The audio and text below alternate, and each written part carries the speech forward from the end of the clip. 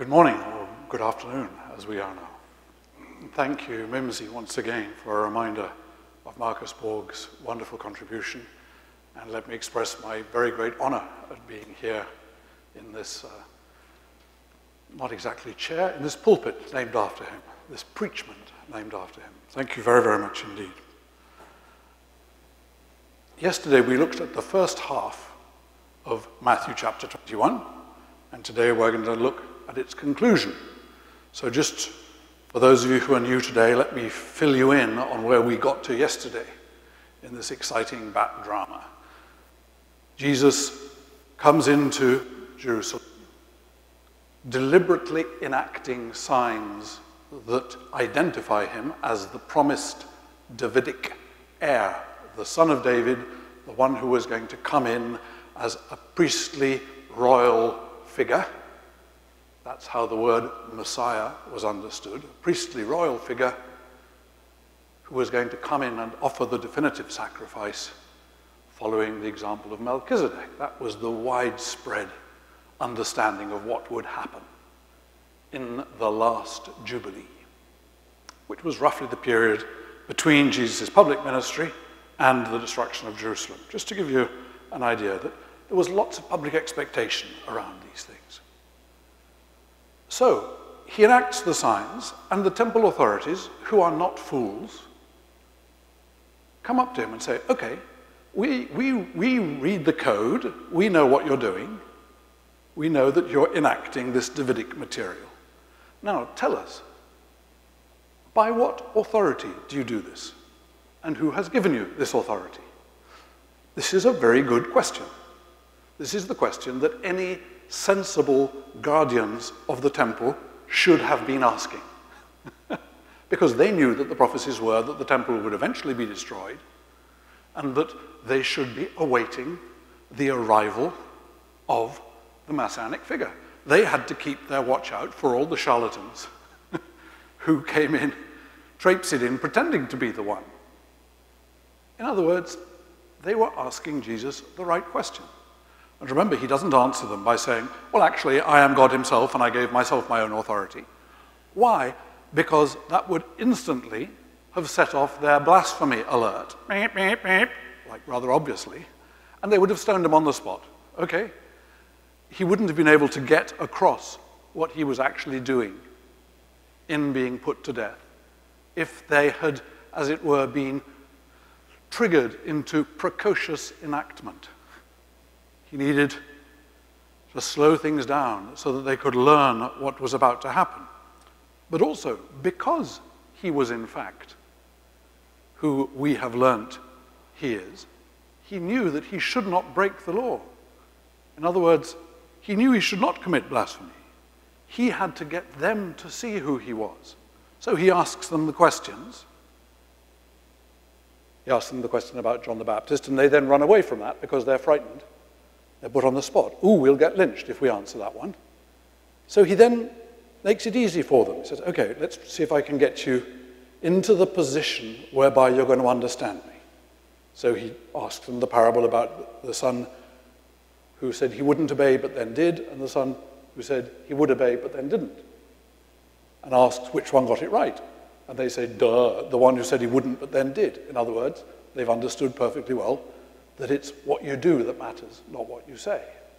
So he then says, okay, you couldn't answer my previous question about John the Baptist, but now, actually you could answer it, because you know perfectly well that it was the people who did what John the Baptist said who were right, and you, who didn't do what John the Baptist said, who were wrong.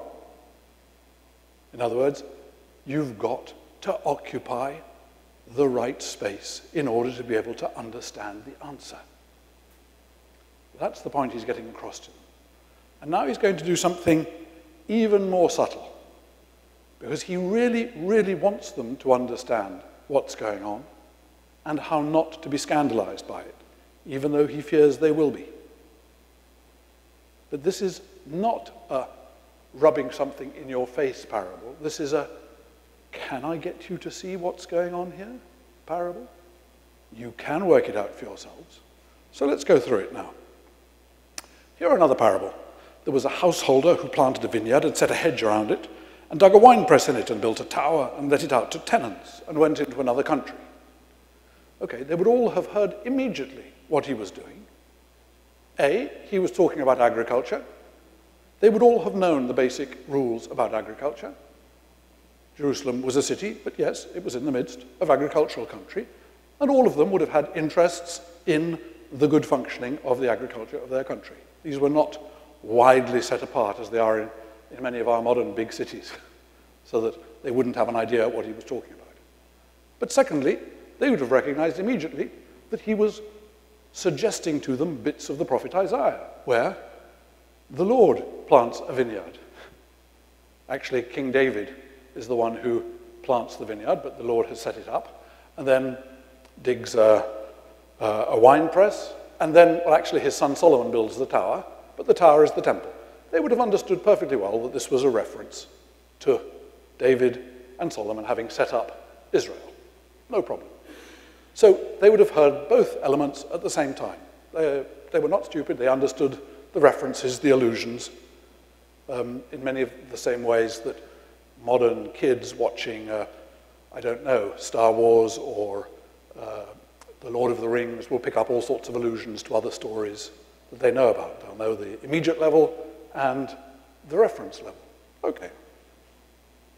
When the season of fruit drew near, he sent his servants to the tenants to get his fruit. And the tenants took his servants and beat one, killed another, and stoned another.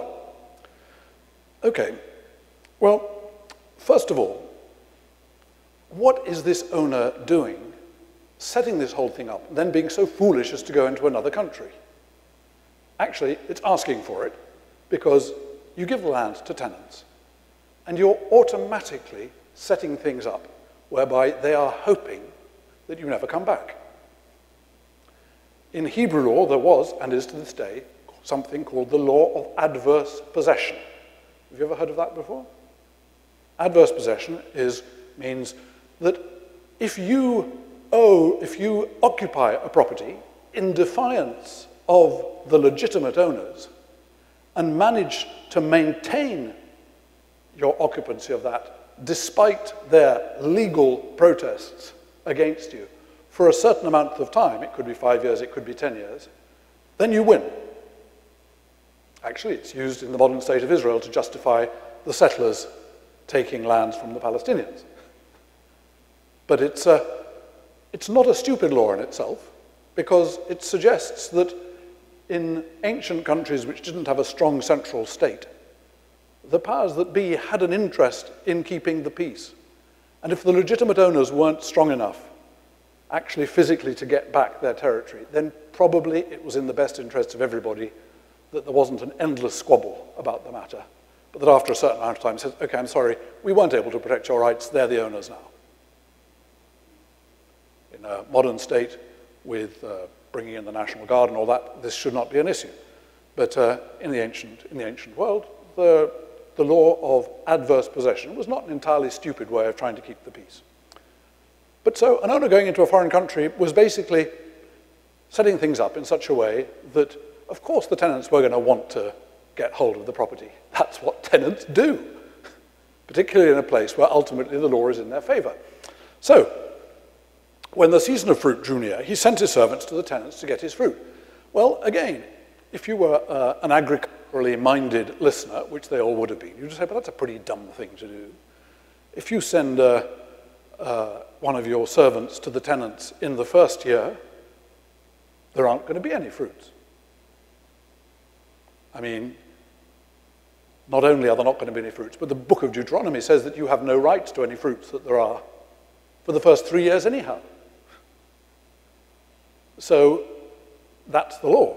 So sending a visitor, a servant, it actually only has one purpose, which is to remind people that you're a stakeholder. And the notion that the tenants would beat you up if you were the servant is not entirely stupid. Actually, you would probably ask the tenants to beat you up. I know that sounds really weird. This is not some sadomasochistic thing. This is the only way at the time that you could demonstrate that you'd done your job. If you were a servant and you went to visit the property and they didn't beat you up for asking the impertinent thing, when you got back home, your master might not believe that you'd been there. It's like if you hire a lawyer to get something complicated in the law courts here, and the lawyer doesn't emerge a little bit sweaty and disheveled and looking as though they've actually had to fight. You might think, the lawyer wasn't really on my side. Yeah? You actually want your servant to be a little bit bloodied and bruised. That's the only way that the servant would know how to show you that he hadn't gone on holiday to, I don't know, Beirut or somewhere interesting, instead of going to visit your property. They couldn't take a selfie at the time with them and the other tenants there. That wasn't on the cards. So actually, a little bit of light bruising, preferably on the parts of the body that don't bear it too badly, would not be too much of a problem. And people would have been used to this. This would not be a surprise. But the killing them and all that, that's ratcheting it up a little bit further. So the way Jesus describes this in the Matthean version, it's quite clearly divided into the prophets, both the agricultural truth, but also the prophets from before the exile. And the tenants took his servants and beat one, killed another, and stoned another. Okay, so those are the visitors from before the exile. And then he sent other servants, more than the first, and they did the same to them. Remember, first year, there aren't any fruits to be had. You just want a little light beating so as to show that you've been there. Second year, still no fruits. Third year, still no fruits. Fourth year, there should be just enough to be able to pay the tithes, the first fruits, to the temple. If you were an investor, only in the fifth year would you start to get any. And that wasn't, as it were, simply arcane economic knowledge. That's set forth quite clearly in the book of Deuteronomy. They would all have known that. Afterwards, he sent his son to them, saying, "They will respect my son," as if. But when the tenants saw the son, they said to themselves, "This is the heir. Come, let us kill him and have his inheritance." Okay, now here is where Jesus is being very, very clever. And please stop and think about this a little, because it really does affect the story. He says, here is the heir. But our word, the heir, has two meanings. It can mean the one who is going to inherit when his pops has kicked the bucket. Or it can mean the one who has just inherited because his pops has just kicked the bucket. Right? We use the heir in both those senses, the word heir. So did the Greeks, so did the Hebrews. The correct use depends on your knowing whether pops has kicked the bucket or not. Right? Okay? So that's, and I'm here talking about a misogynistic world in which only men could inherit, okay? Sorry, but that's the state of things as it was at the time there. Okay, so they're saying, here is the heir, come let us kill him and have his inheritance. And they took him and cast him out of the vineyard and killed him. Okay, so they took him, that's sensible enough, cast him out of the vineyard. Why did they cast him out of the vineyard? Actually, there was a very good reason why they cast him out of the vineyard. These were not stupid people. If they had killed him in the vineyard, his blood would have desecrated the ground and made the vine undrinkable by Jewish people. It would not have been kosher. So it would have lost its value by 2/3. It could only be sold to Gentiles for 1/3 of the value. So if you wanted to keep the value of your wine, you needed to kill somebody off the premises. This is a very sensible practical issue. The one thing you do not want to do is to shed blood on agricultural land that you then want to sell the product of to your fellow Jewish people. Okay?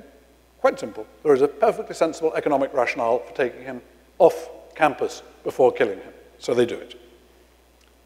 They took him out of the vineyard and killed him. When then the owner of the vineyard comes, what will he do to those tenants?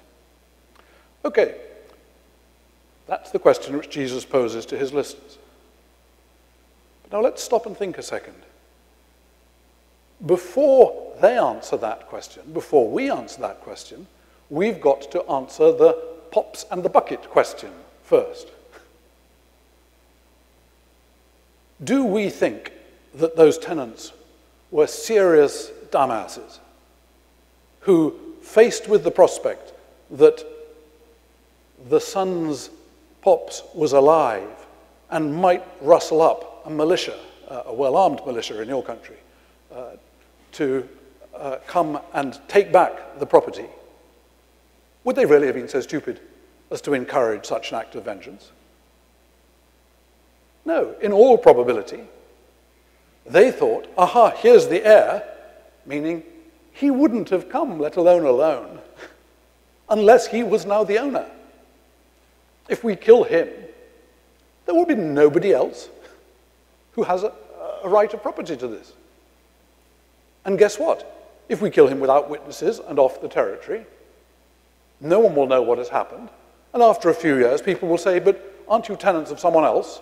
And you'll say, yeah, but he doesn't seem to have appeared, and guess what? We've already been occupying this space for more than the requisite number of years, so it's ours anyhow. In other words, not a stupid thing to do. So, you may think it's immoral, but it's not stupid. Whereas the first, we'll kill him and encourage his dad to send the troops to take vengeance on us, that is seriously stupid, right? Okay? So Jesus is asking them, and this is the question, he says, when therefore the owner of the vineyard comes, what will he do to those tenants?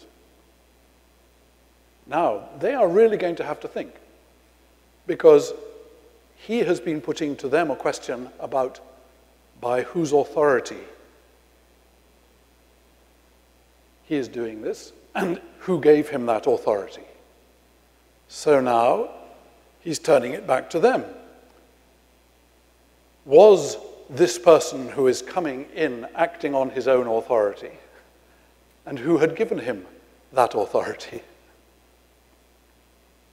But they immediately rushed to, I'm afraid, the obvious and wrong answer. He will put those wretches to a miserable death and let out the vineyard to other tenants who will give him the fruits in their seasons. This is what I call the "we are the good guys" response. And it's hopeless. Actually, the Greek is tougher than this. Our translations are all hygienic. It says, he will put those bastards to a bastardly death. Let's not stay so hygienic as our modern translations give us. You put those bastards to a bastardly death. In other words, they're answering with real anger. We're the good guys here. We receive a real injustice when it's done. Of course we stand up for the one who's been killed. And basically, we stand up for property rights. And then there is this wonderful pause, this little bit of silence, before Jesus says to them, have you never read in the scriptures, the very stone which the builders rejected has become the head of the corner? This was the Lord's doing, and it is marvelous in our eyes.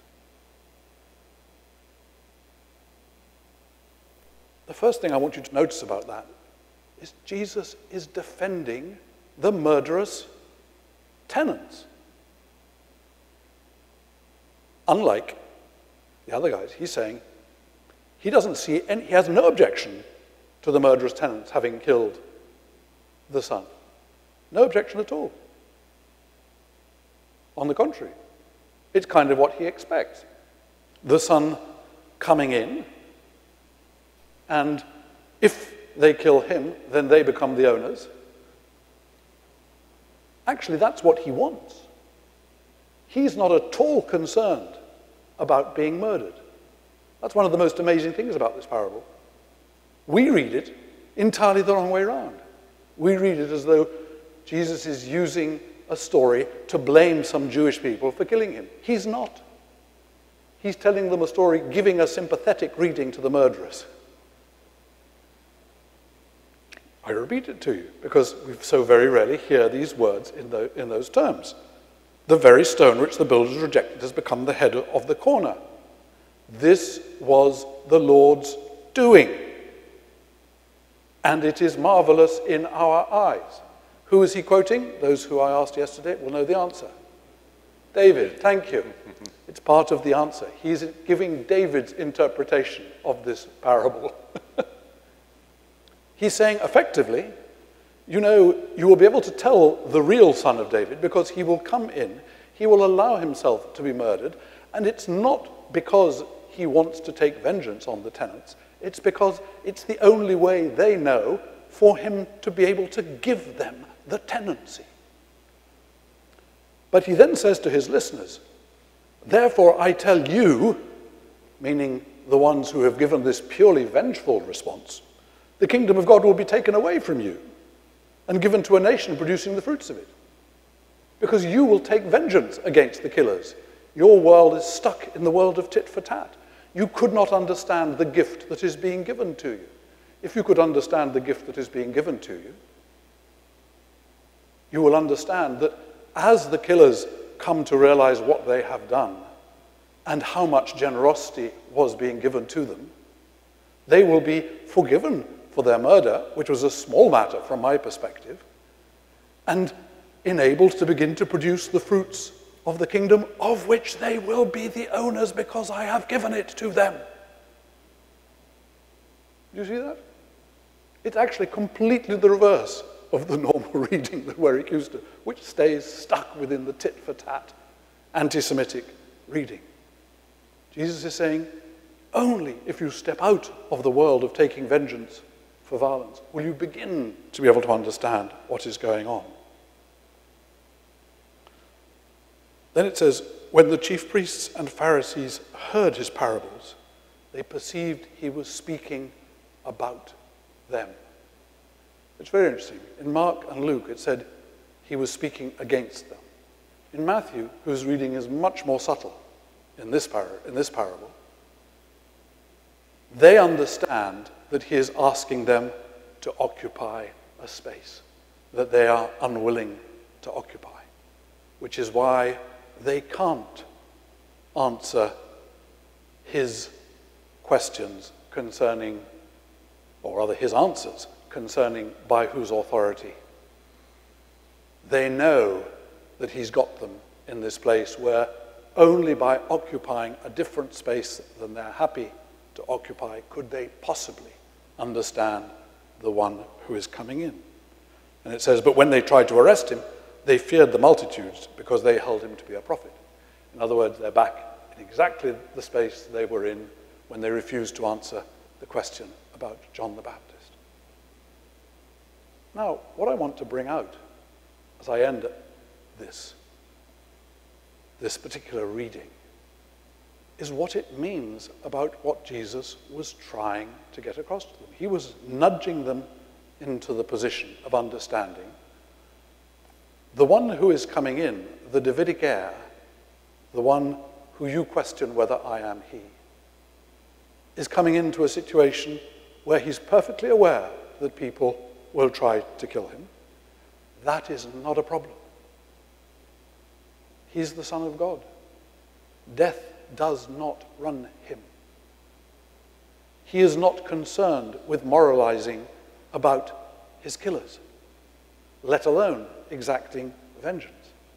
He is concerned with whether they will understand the coming of the owner. The owner will come as the one who has been killed and forgiving you. And anyone who grasps that will in fact be set free to become the owner, the son in the son, and to start to be able to produce the fruits of the kingdom, of which they will be an heir. That's what's being offered. Do you see the extraordinary vision which Jesus is offering by means of David's interpretation of David, and how he was not trying to catch the scribes and Pharisees and the temple authorities out. He was trying to offer them the place from which to understand what was really happening without fast triggering them into reacting to blasphemy. They were going to do that eventually. But at least he wanted first the chance, if you like, what our Lent is for them to sink in to what was really happening and to prepare to be forgiven and thus to become the heirs of the kingdom. In the name of the Father, the Son, and the Holy Spirit.